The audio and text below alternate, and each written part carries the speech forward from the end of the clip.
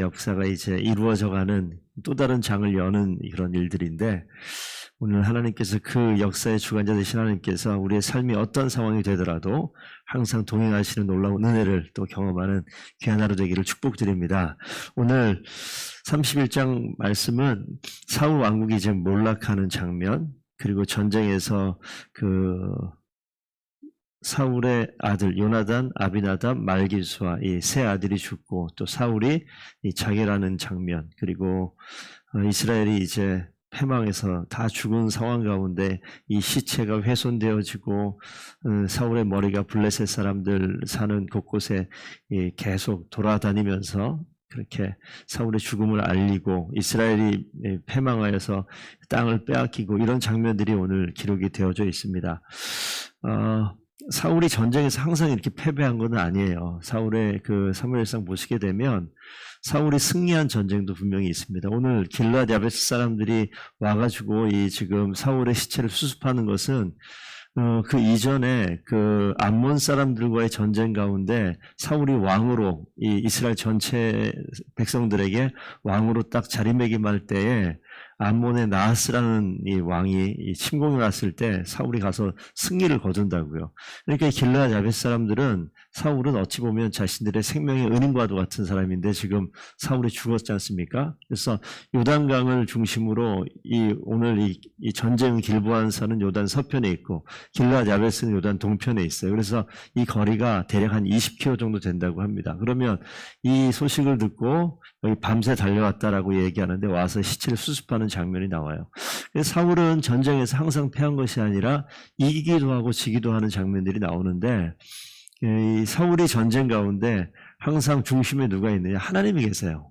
그러니까 하나님이 있는 전쟁과 하나님이 없는 전쟁, 자기 뜻대로 시작한 전쟁과 하나님이 허락한 전쟁으로 나뉘어집니다. 그래서 이 사울의 전쟁과 오늘 사울의 왕국의 몰락은 단순히 사울이 전쟁 가운데 이스라엘이 대패하고 사울이 지고 망했다, 이런 모양보다는 하나님께서 이제 완전히 망하게 한 거죠. 그러니까 하나님께서 이 전쟁의 중심에 있으셔서 하나님이 주관하시는 그 하나님의 전쟁이 어떻게 되어지는가를 오늘 말씀을 통해서 볼 수 있습니다.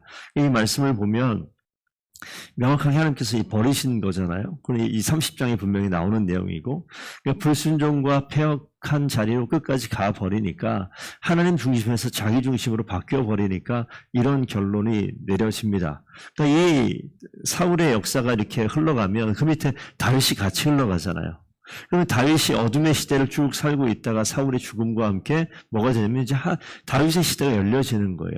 그래서 우리가 한 인물만 바라볼 것이 아니라 두 사람을 보고 한 시대만 볼 것이 아니라 그 다음 시대를 보게 되면 하나님이 그 가운데 일하시는 장면을 보는 거죠. 하나님의 역사가 여기서 시작됩니다. 여기서 마무리가 돼요. 그러니까 우리가 아는 범위는 이거밖에 모르는 거죠. 우리가 알 수 없는 그 이전의 하나님의 일하심과 우리가 보지 못할 그 이후의 하나님의 일하심을 이 성경이라는 말씀을 통해서 우리가 조금이나마 엿볼 수 있는 거예요. 그래서 하나님께서 우리 이전에도 역사하셨고, 하나님이 우리가 보는 과정 가운데 일하시는 것으로 하나님을 판단하느냐? 결코 그럴 수 없는 것이 이 다음 시대가 또 열리는 것을 우리가 보게 되어집니다. 그래서 우리가 분명히 이 사울의 죽음을 통해서 하나님 앞에 붙들려서 사는 인생이 어떠한 것인가를 분명히 기억해 봤으면 좋겠습니다. 근데 한 가지 안타까운 것은 요나단의 죽음이 같이 나타나요. 그러니까 성경에 요나단을 등장되어 있는 내용을 보시게 되면 그가 어떠한 죄악이나 잘못이나 이런 것들이 등장하지 않습니다. 성경에 나타나지 않은 다른 어떤 내용이 있는지 모르겠습니다만 적어도 성경 속에서는 요나단을 언급할 때 그가 다윗을 사랑했던 모습, 하나님께 충성하는 그런 모습이 등장하는데, 어찌 보면 의인의 죽음과 사울, 이 하나님을 떠난 자의 죽음이 지금 같이 나타나는데, 사울과 요나단을 놓고 보면 사울은 아버지고 요나단은 그의 아들입니다. 그러니까 이 사울이 아무리 패역하고 사악한 자리에 간다 할지라도 요나단이 항상 그와 함께 있어요. 다윗을 사랑하지만 다윗은 떠나보내고 아버지와 항상 함께 있는 거예요. 그래서 우리가 출애굽기 20장에 부모에 관련된 말씀이 제일 먼저 나오면서 제가 잠깐만 읽어드릴게요. 출애굽기 20장 12절 보면 10계명의 내용인데 내 부모를 공경하라. 그리하면 내 하나님 여호와가 내가 준 땅에서 내 생명이 길리라. 요나단을 보면서 내 하나님께서 너에게 준 땅에서 생명이 길리라.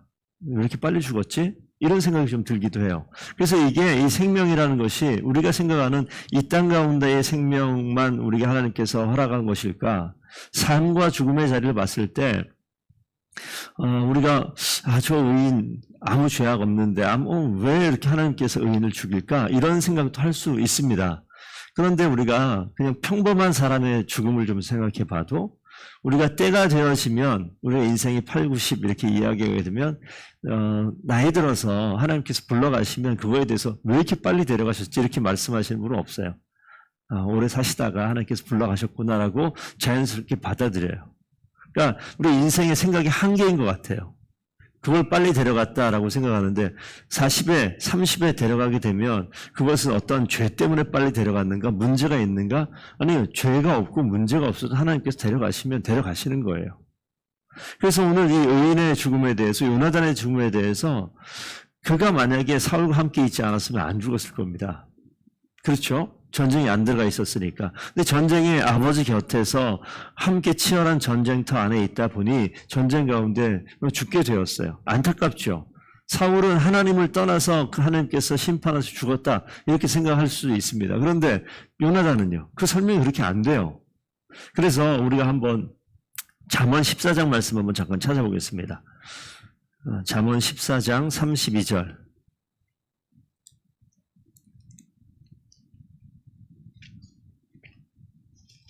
잠언 14장 32절 보시게 되면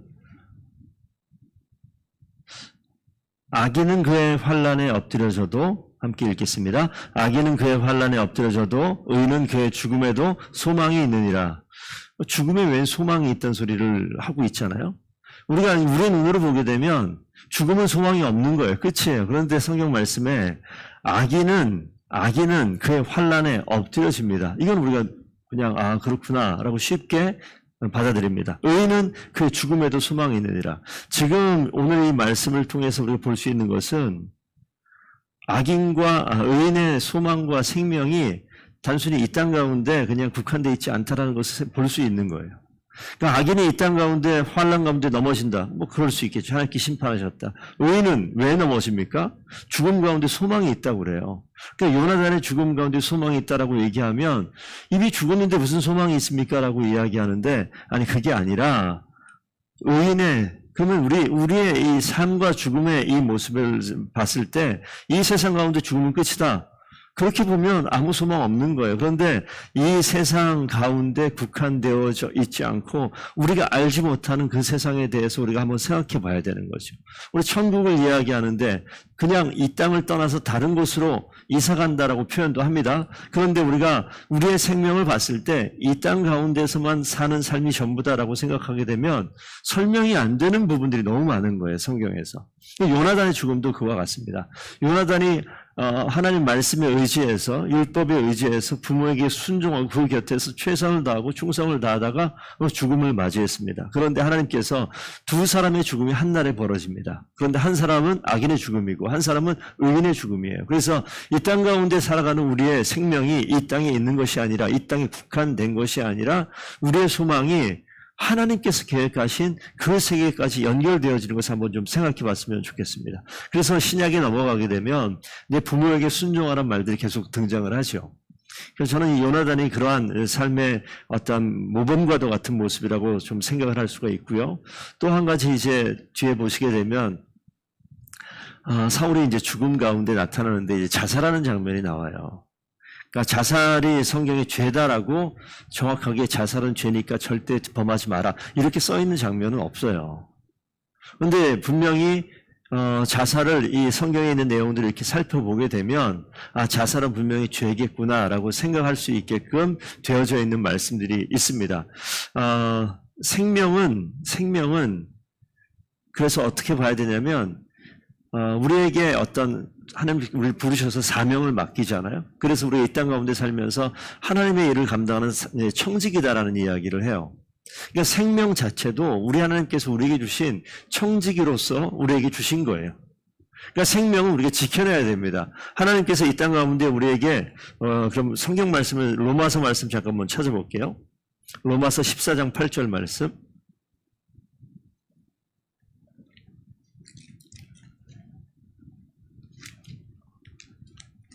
한번 읽어보겠습니다. 14장 8절 시작.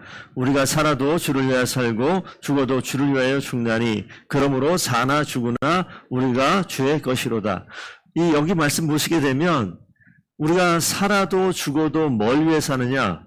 주를 위해 산다. 그러니까 우리의 살고 죽는 것은 생명인데 생명을 우리에게 맡기셔서 이것이 우리의 삶의 자리가 어떤 거라고요? 이 사명이에요. 주님이 우리에게 맡겨주신 이 청지기로의 삶을 사는 것이 바울의 모습입니다.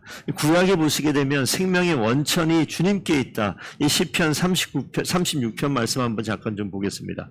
시편 36편 보시게 되면 9절 말씀 한번 볼게요. 진실로 생명의 원천이 주께 있사오니 주의 빛 안에서 우리가 빛을 보리이다. 이 생명의 원천이 주께 있다. 생명은 주님께서 주셨는데 이 주님 주신 생명을 우리가 이 땅 가운데 살아갈 때 사는 것도 주를 위해 사는 거고 죽는 것도 주를 위해 죽는 것이고 그래서 사나 죽으나 우리가 주의 것이다. 주님께 속해 있다. 이 생명이 주님께 속해 있다. 그러니까 생명은 내게 아니라 주님 것이다. 그래서 이 땅 가운데 살아가는 이 우리의 생명을 내가 생명을 없애버리는 거. 내가 나를 죽이는 게 자살이잖아요.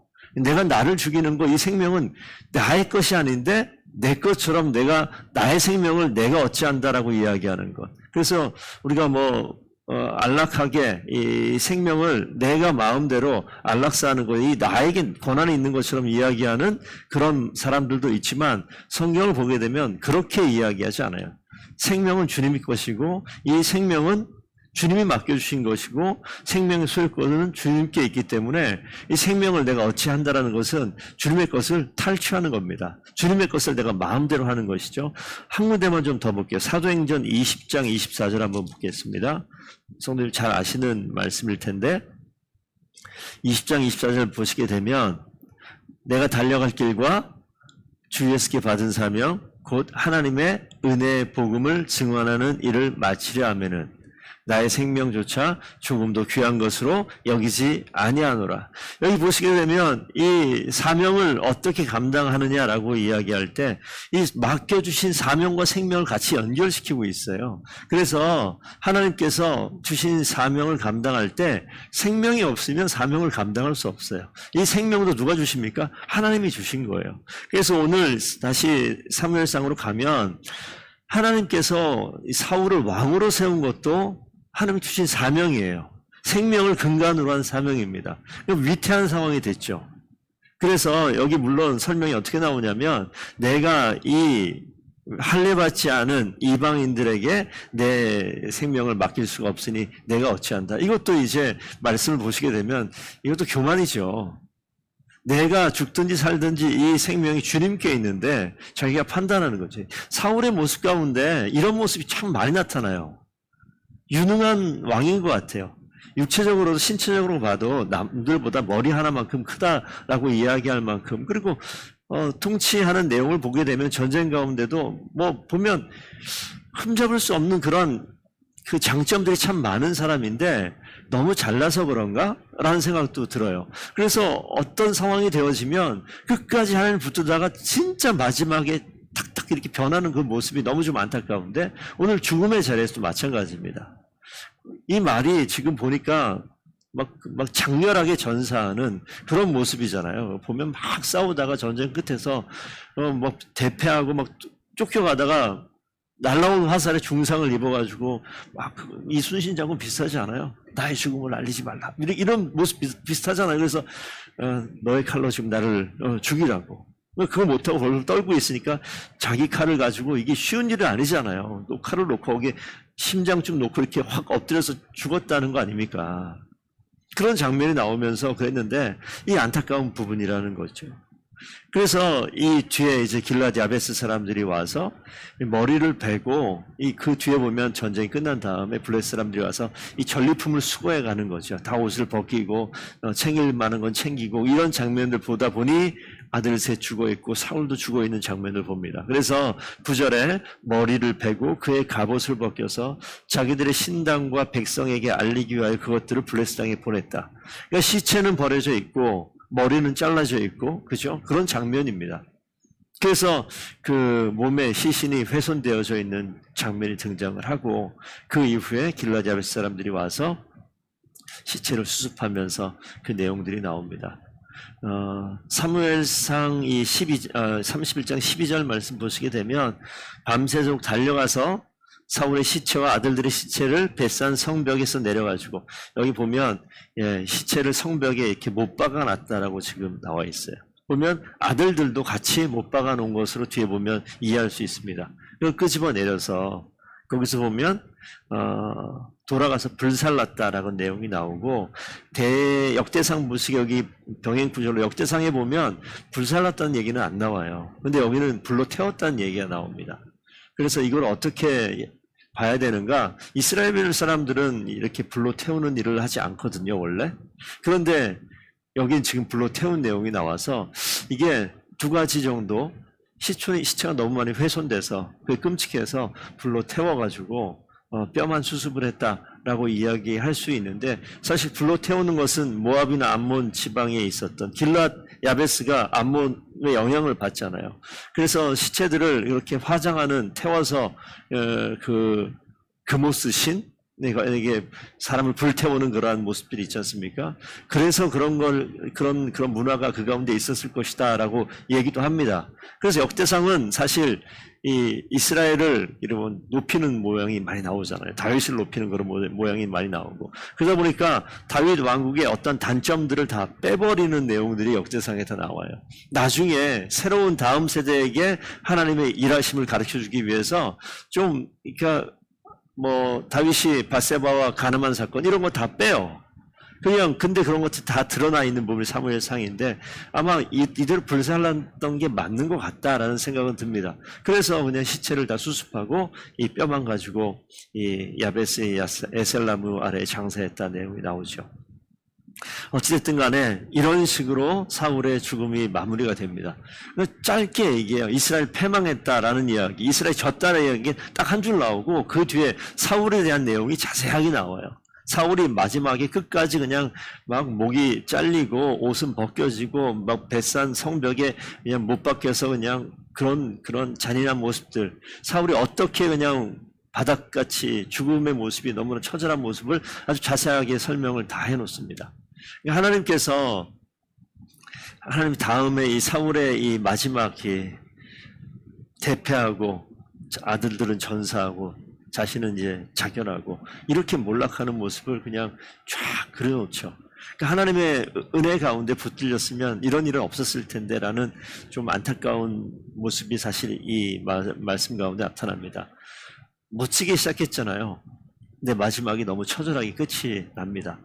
그러니까 하나님이 되게 잔인한 것 같다라는 생각을 해도 무방할 만큼, 근데 하나님의 역사를 이루어 나가시는 그 이 점과 같은 장면인데, 하나님이 붙드시면 어떻게 되고 하나님이 놓으시면 어떻게 되는지를 너무나 아주 극명하게 눈으로 보여주는 장면인 것 같습니다. 우리가 하나님의 또 이제 새로운 시대를 이제 사무엘하를 통해서 열어가실 텐데, 하나님의 일은 하나님이 하십니다. 그래서 우리가 하나님께 늘 붙들려 있고 주님 중심으로 사는 것은 너무나 중요합니다. 어떠한 상황에라도 흔들리지 아니하고 주의 말씀 붙들어서 하나님이 원하시는 자리에 사명자로 우리 생명을 지켜내며 이 땅을 살아가는 저와 성도들 되기를 축복드립니다. 기도하겠습니다.